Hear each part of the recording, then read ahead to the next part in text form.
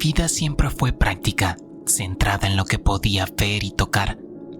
Pero eso fue antes de aquella noche en la carretera entre Puebla y Veracruz. Antes de que ella apareciera, era una noche fría y húmeda. La niebla se aferraba al asfalto como una criatura viva. Yo conducía mi vieja camioneta, cansado después de un largo día de trabajo.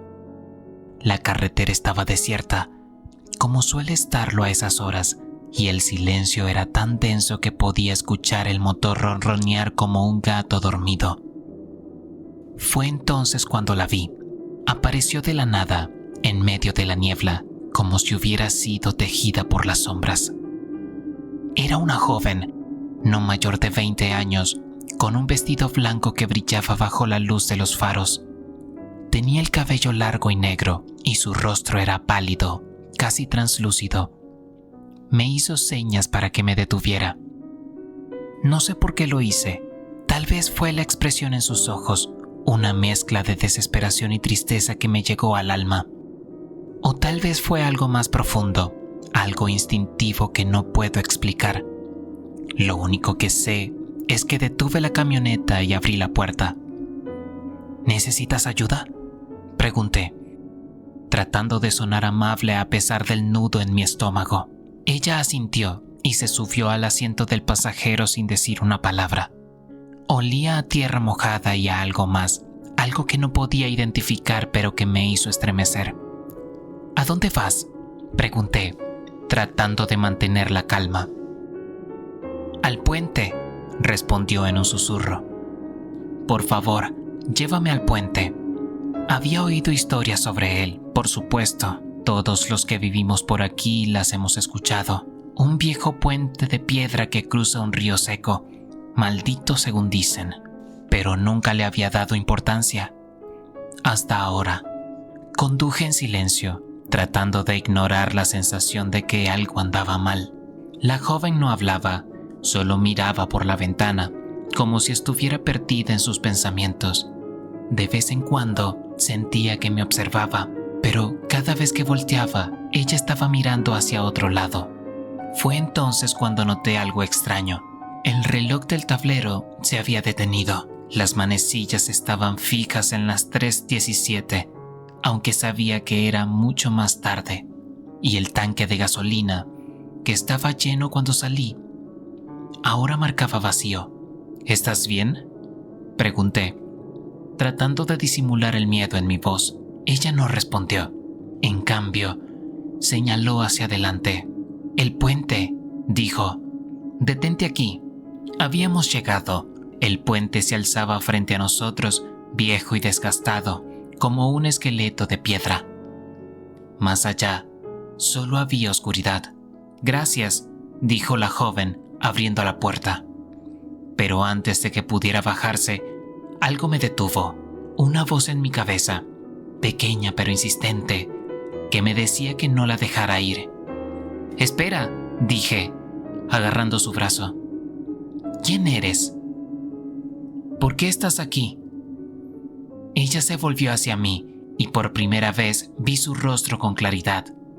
Tenía los ojos vacíos, como si no hubiera nada detrás de ellos. Y entonces sonrió. «No deberías haberme traído aquí», dijo, y su voz sonó como el crujido de hojas secas. Antes de que pudiera reaccionar, ella salió de la camioneta y desapareció en la niebla. Me quedé allí, paralizado, mientras el motor se apagaba y las luces se extinguían. Fue entonces cuando escuché el grito. Era un sonido que no puedo describir, un grito que venía de todas partes, que me heló la sangre y me dejó sin aliento. Lo único que pude hacer fue arrancar la camioneta y salir de allí lo más rápido que pude. Pasaron días antes de que pudiera dormir de nuevo. Cada vez que cerraba los ojos, veía su rostro, vacío y sonriente, y escuchaba aquel grito que no parecía tener fin. Pero lo peor fue cuando comencé a notar cosas extrañas. La camioneta no arrancaba, no importa cuánto lo intentara. El reloj seguía detenido en las 3:17 y el tanque de gasolina siempre estaba vacío. Y luego estaban los sueños. Soñaba con el puente, con la niebla y la joven de blanco. Pero en los sueños, ella no estaba sola. Había otras figuras, sombras que se movían en la oscuridad, observándome, esperándome. Sabía que tenía que hacer algo.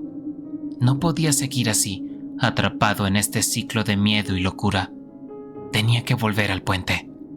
Fue difícil, pero logré convencer a un amigo, Carlos, para que me acompañara. Él no creía en las historias, por supuesto, pero sabía que algo me estaba consumiendo y no quería dejarme solo. Llegamos al puente al anochecer. La niebla era más espesa que la última vez y el aire olía a pudredumbre. Carlos intentó hacerme cambiar de opinión, pero yo sabía que no podía retroceder. «Tenemos que encontrar algo», dije, tratando de sonar más seguro de lo que me sentía. «Algo que explique lo que está pasando». Caminamos hacia el puente, con linternas en mano. Las sombras parecían moverse a nuestro alrededor, y cada paso que dábamos resonaba como un trueno en el silencio. Fue entonces cuando la vimos. La joven de blanco estaba allí, en medio del puente, mirándonos con esos ojos vacíos. Pero esta vez no estaba sola. Detrás de ella, las sombras se materializaron en figuras humanas, grotescas y deformes, con rostros que no parecían de este mundo. ¡Corre!, grité, agarrando a Carlos el brazo. Pero era demasiado tarde. Las figuras nos rodearon y el grito que había escuchado esa noche volvió, más fuerte que nunca. No sé cómo logramos escapar. Solo recuerdo correr, cegado por el miedo, hasta que caí al suelo, exhausto.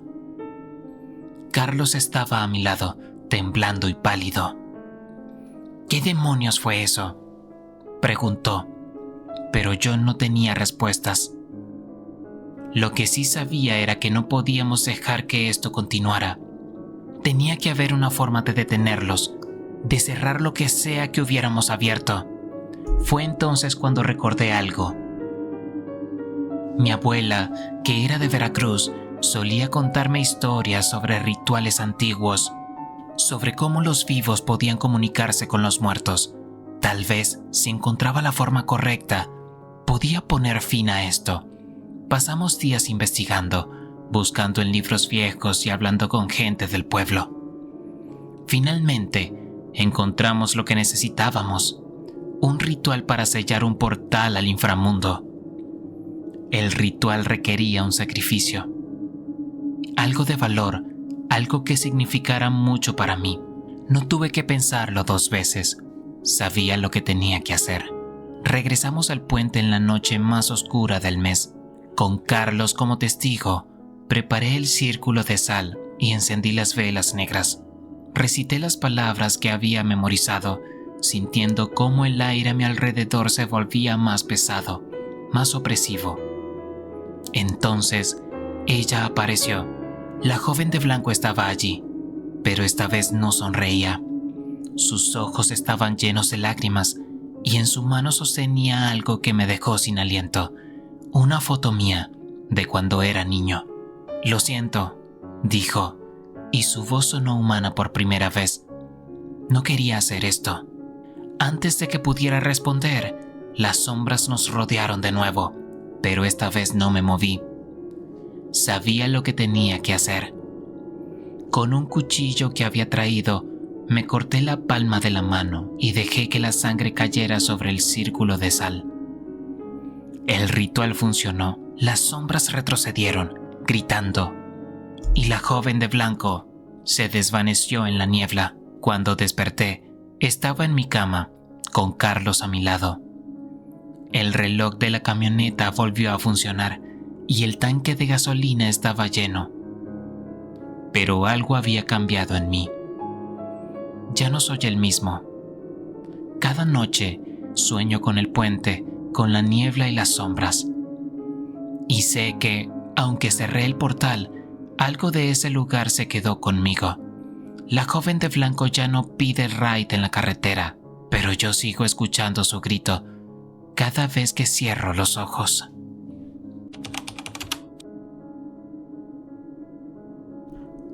No creía en fantasmas, tampoco en leyendas urbanas. Para mí, todo eso eran cuentos para asustar a niños o para que los conductores novatos tuvieran cuidado en las carreteras solitarias. Pero esa noche, en la carretera 666, todo cambió. Mi nombre es Héctor y soy camionero. He recorrido casi todos los rincones de México, desde las playas de Cancún hasta los desiertos de Sonora. Pero la carretera 666, que serpentea a través de las áridas montañas de Coahuila, siempre me habían parecido diferente.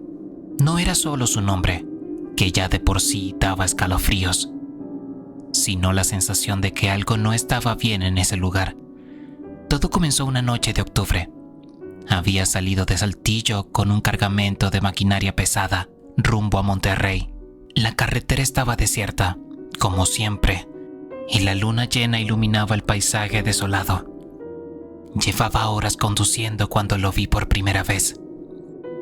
Eran las 11:45 de la noche cuando noté las luces traseras de un auto en el horizonte. No era raro ver otros vehículos en la carretera, pero algo en ese auto me llamó la atención. Era un sedán negro, antiguo, de esos que ya no se ven en las calles. Avanzaba lentamente, como si el conductor no tuviera prisa. Decidí acercarme para rebasarlo. No tenía tiempo que perder y ese auto parecía estar yendo a 60 kilómetros por hora. Pero cuando estaba a punto de adelantarlo, algo extraño ocurrió. El auto aceleró de repente, manteniendo la misma distancia entre nosotros. ¿Qué diablos?, murmuré, apretando el acelerador. Mi camión rugió, pero el auto negro seguía ahí, como si estuviera jugando conmigo. Intenté rebasarlo de nuevo, pero cada vez que me acercaba, el auto aceleraba. Finalmente, decidí dejarlo ir. No valía la pena arriesgarse. Sin embargo, el auto no desapareció. Siguió adelante, manteniéndose siempre a la misma distancia. Me sentí observado, como si el conductor supiera exactamente lo que yo estaba pensando. Fue entonces que recordé las historias. Había oído hablar del auto fantasma de la carretera 666. Los viejos camioneros decían que si lo veías en tu retrovisor, no debías rebasarlo. Algunos contaban historias de conductores que habían intentado adelantarlo y nunca más fueron vistos. Sus autos aparecían abandonados en la carretera, con las llaves aún en el contacto y las puertas abiertas, como si hubieran salido corriendo. Decidí ignorarlo. Seguí conduciendo, manteniendo mi velocidad y evitando mirar demasiado hacia el auto negro. Durante un tiempo, pareció funcionar. El auto seguía ahí, pero no hacía nada extraño, hasta que llegamos al tramo más solitario de la carretera. Eran las 12:30 de la mañana, cuando el auto negro comenzó a comportarse de manera extraña. De repente, frenó en seco, obligándome a hacer lo mismo. Mi camión chirrió y el olor a goma quemada llenó la cabina. ¡Maldito seas!, grité, golpeando el volante. El auto no se movió. Sus luces traseras brillaban intensamente, como dos ojos rojos en la oscuridad. Decidí esperar, pero después de unos minutos comencé a impacientarme. ¿Qué quieres?, murmuré, bajando la ventanilla. En ese momento, el auto arrancó de nuevo, pero esta vez no aceleró. En cambio, comenzó a moverse lentamente, como si me estuviera invitando a seguirlo. No sé por qué lo hice. Tal vez fue la curiosidad o quizás el cansancio, pero decidí seguirlo. El auto negro me llevó por un camino secundario, una ruta que no aparecía en mi GPS. El paisaje se volvió más desolado y la luna pareció ocultarse detrás de las nubes. De repente, el auto se detuvo en medio de la nada. Me bajé del camión con una linterna en la mano. El aire estaba frío y el silencio era absoluto. Me acerqué al auto negro, pero cuando llegué a la ventanilla del conductor, no había nadie dentro. ¿Qué demonios?, comencé a decir, pero me interrumpí al escuchar un ruido detrás de mí. Era un susurro, como si alguien estuviera hablando en un idioma extraño. Me di la vuelta, pero no vi a nadie. Entonces, las luces del auto se encendieron. El auto negro comenzó a moverse hacia mí, lentamente al principio, pero luego aceleró. Corrí hacia mi camión, pero el auto me siguió como si estuviera vivo. ¡Aléjate!, grité, subiéndome al camión y arrancando el motor. El auto negro chocó contra mi camión, pero no se detuvo. Volvió a acelerar, golpeándome una y otra vez. Sentí el impacto en cada golpe y supe que no podía seguir así. Decidí enfrentarlo. Con el camión en marcha, giré el volante y embestí al auto negro. Hubo un estruendo y luego un silencio absoluto. Cuando bajé del camión, el auto negro estaba destrozado, pero no había nadie dentro.